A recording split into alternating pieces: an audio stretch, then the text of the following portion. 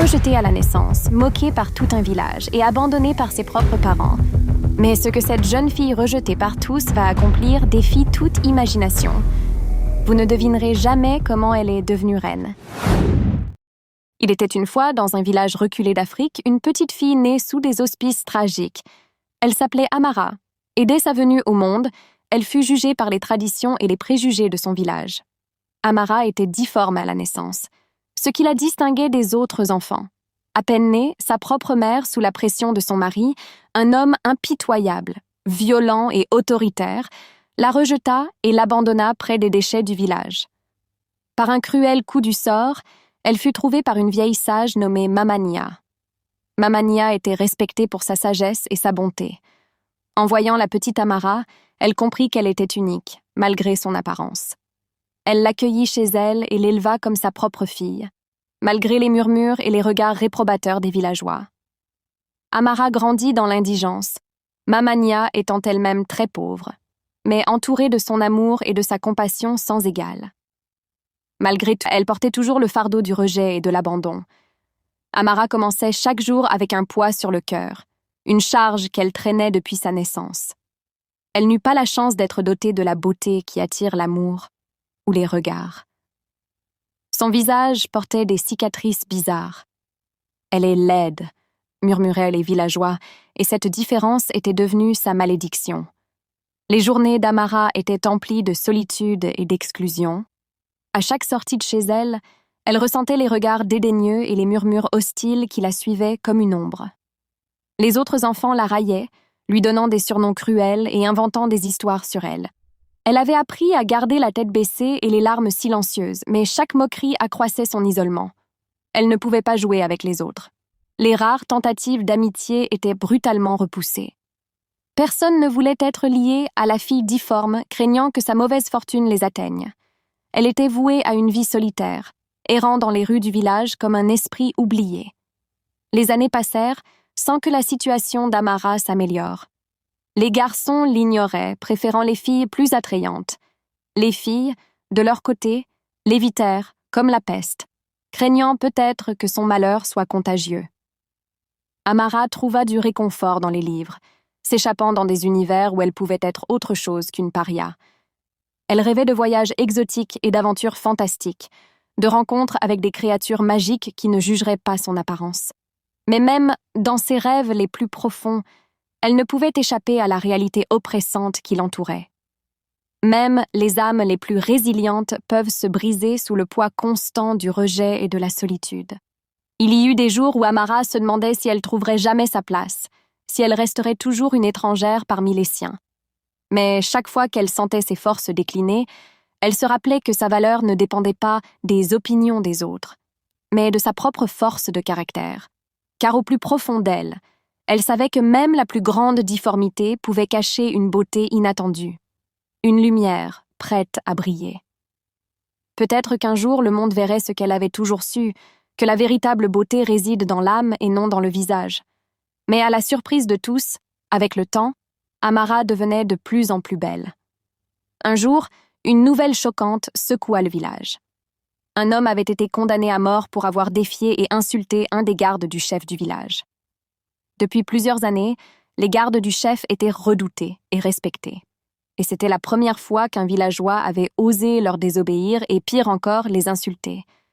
Tous s'étaient concentrés sur le destin de cet homme, sachant que sa fin était proche. Dans les jours suivant cette annonce, une tension palpable envahissait le village. Les villageois murmuraient entre eux, choqués par l'audace de l'homme condamné et effrayés par la sévérité des gardes du chef. Certains se demandaient pourquoi cet homme avait choisi de défier l'autorité de cette façon, tandis que d'autres craignaient les conséquences de cette rébellion. Des rumeurs circulaient rapidement, nourries par la peur et l'incertitude. On disait que l'homme condamné était un rebelle, un dissident qui refusait les lois établies par le chef et ses gardes. D'autres pensaient, qu'il était simplement ivre ce jour-là, emporté par sa témérité. Pendant ce temps, les gardes du chef renforçaient leur présence, surveillant de près chaque mouvement des habitants. Leur autorité semblait incontestable, leur pouvoir total. Quelques villageois, quelques villageois murmuraient des mots de révolte dans l'ombre, mais la plupart restaient silencieux, préférant ne pas attirer l'attention sur eux. Des jours durant, une attente oppressante s'abattit sur le village alors que l'heure de l'exécution approchait. Certains se demandaient si quelqu'un interviendrait pour sauver l'homme condamné, tandis que d'autres redoutaient des représailles encore plus sévères des gardes du chef. Dans l'obscurité de la nuit précédant l'exécution, une tension électrique enveloppait le village alors que chacun se demandait ce que l'avenir leur réservait. Amara, ayant grandi avec l'injustice, sentit qu'elle devait agir. Presque sans conscience du danger, elle se rendit au palais du chef, déterminée à plaider pour l'homme condamné, même si elle ne le connaissait pas. Devant la cour du chef, elle parla avec passion et conviction, demandant au chef de reconsidérer son jugement. Sa détermination et son courage impressionnèrent le chef, qui décida de donner une chance à l'homme condamné.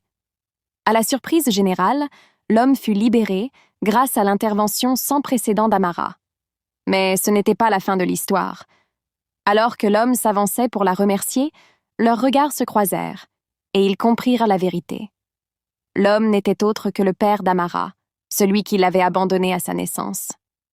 Plus de 20 ans après, il la revoyait et dans quelles circonstances? Le choc et la douleur se mêlaient dans le cœur d'Amara. Pendant des années, elle avait rêvé de retrouver son père, mais jamais elle n'aurait imaginé qu'il serait condamné à mort. Le père d'Amara s'effondra à genoux, en larmes. Tout le village les observait. Quelle serait la réaction d'Amara? Le pardon n'était pas chose aisée, mais Amara savait que c'était le seul chemin vers la guérison. Devant tous, elle s'approcha de son père, le regarda dans les yeux et l'embrassa. Les larmes coulaient sur leurs joues, laissant derrière elles des années de douleur et de ressentiment. Mais ce n'était pas la seule surprise que le destin avait en réserve pour Amara. Le prince du village, nommé Kofi, qui avait toujours été fasciné par l'unicité d'Amara et qui, contrairement à la plupart, ne voyait pas en elle de laideur mais une beauté mystérieuse et envoûtante, saisit l'occasion pour se rapprocher d'elle. Il commença par de petits gestes, des salutations chaleureuses et des sourires sincères à chaque rencontre dans le village. Peu à peu, il gagna sa confiance, prouvant qu'il était différent, qu'il voyait en elle ce que personne d'autre ne semblait voir.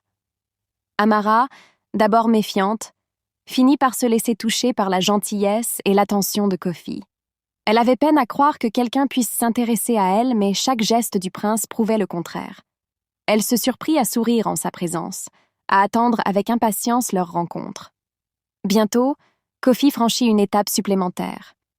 Il l'invita à se promener dans les jardins du château, un lieu magnifique où les fleurs exotiques parfumaient l'air et où les oiseaux chantaient harmonieusement. Amara hésita un instant, mais le regard sincère du prince la convainquit.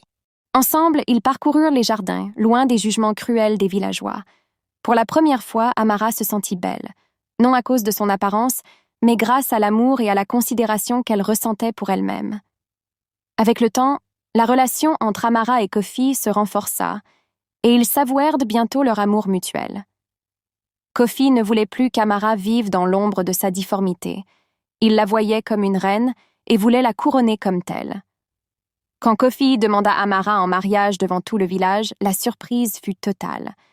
Les villageois, qui l'avaient toujours rejetée, étaient stupéfaits.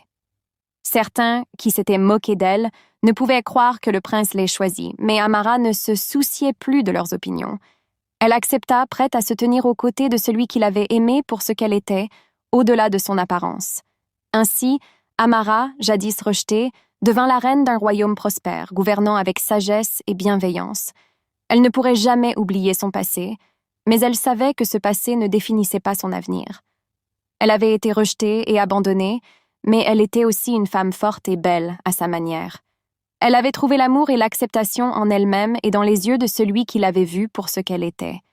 Et c'est ainsi que, dans le cœur de l'Afrique, l'histoire d'Amara et de son amour éternel resta gravée dans les mémoires, un conte de résilience, d'amour et de beauté intérieure, défiant les stéréotypes et montrant que la véritable beauté réside dans l'âme.